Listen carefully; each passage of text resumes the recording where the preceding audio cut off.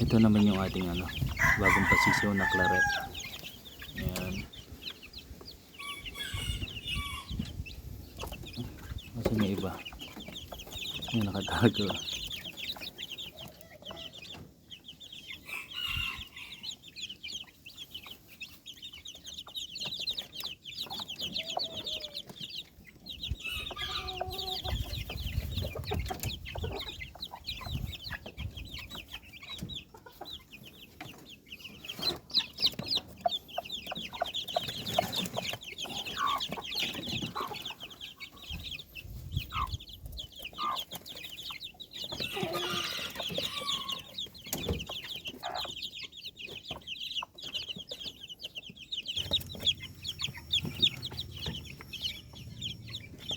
Ito yung claret hen natin.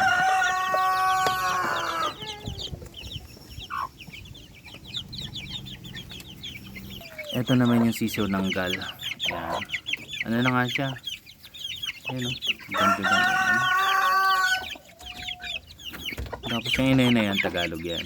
Diyan ang pinalimuan yung itlog.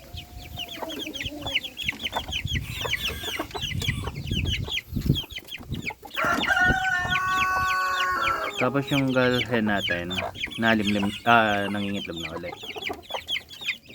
Ayan, bago tayo nalimlim. Marami yung itlog. Yan, tapos may nalimlim din tayo dito.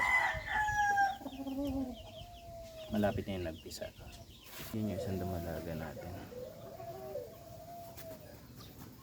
Malapit na rin yung mga itlog.